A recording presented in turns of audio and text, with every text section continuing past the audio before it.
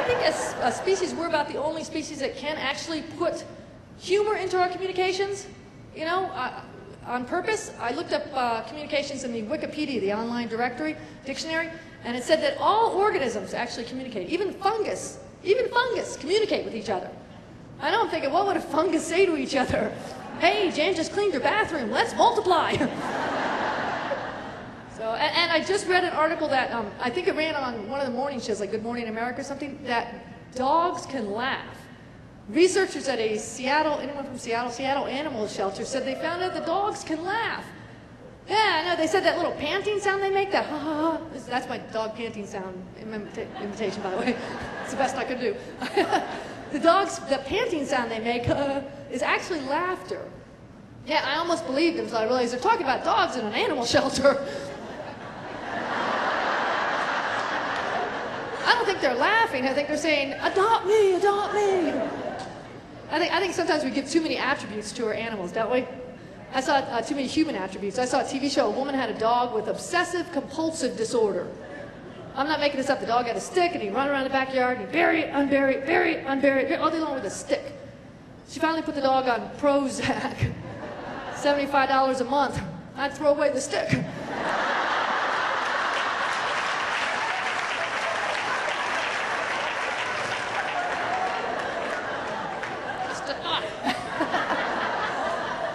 So I don't know, maybe animals can communicate with humor, but I know humans do, and we don't do enough of it. You know, humor is a great way to break the ice, right? To break tension, to get your point across, especially if it's kind of a dicey point and you're not sure if people are going to take it too well. You know, what's that saying? Many a truth is said in jest. It's a good way to get your point across. For me, humor is also a really good way to change the mood. And I know you guys deal with some tough situations, and going in to change the mood is probably a key for you guys. To use a little bit of humor. I've never worked in a hospital, but I have taken relatives to hospitals, and I understand, how you need humor. I actually took my sister into, last summer, and we used humor. I took her into the emergency room, and by the way, I figured out your system in the emergency room. Yeah, the person who is bleeding gets to the top of the list. And my sister's at the bottom because she wasn't bleeding at first.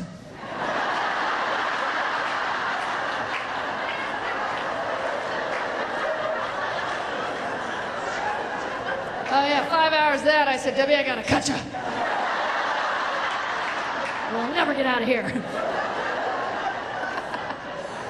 So we use humor to get through that. And I can tell you 3 quick ways to put humor into your communications, 3 quick ways to put humor in your communications, and have some fun, and get an easy credit CEU point. What is that you get when you're... Shh, don't tell the nursing people. I don't know what you call it. No, the easy way to get a CEU point. First way I put humor into communications is when I'm dealing with somebody, I try to put myself in their shoes and I say what they are probably thinking. I put myself in someone else's shoes and say what they are probably thinking. We all have a little sarcastic voice in our head, don't we? It's not just comedians, I know. Well, put yourself in their shoes and say what they're probably thinking. It'll probably come out funny.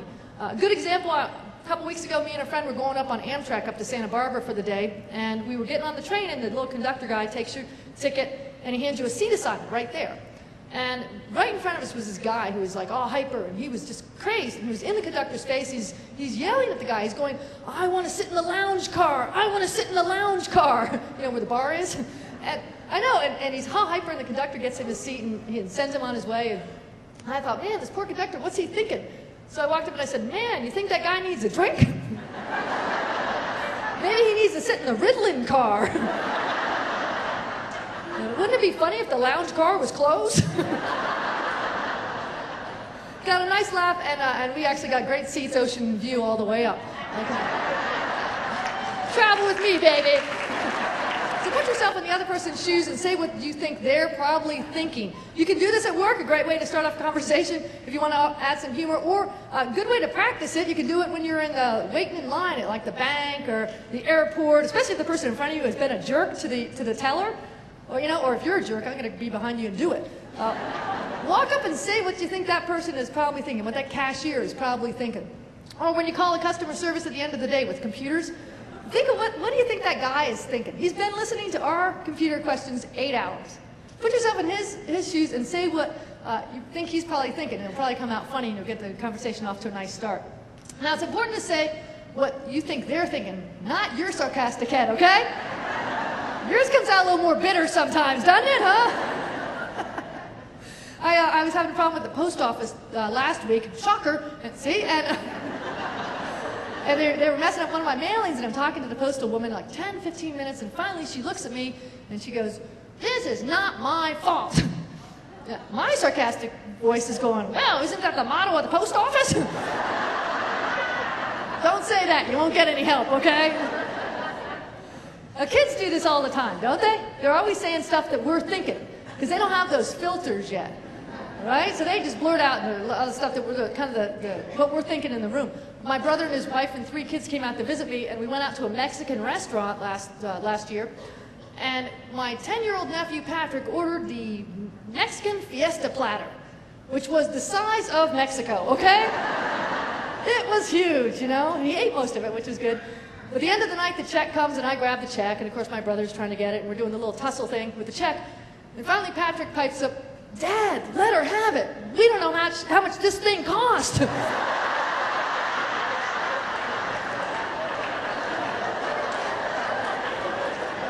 He said what we were thinking, you know? That's a $50 meal for a 10-year-old who's going to eat 2 bites of it.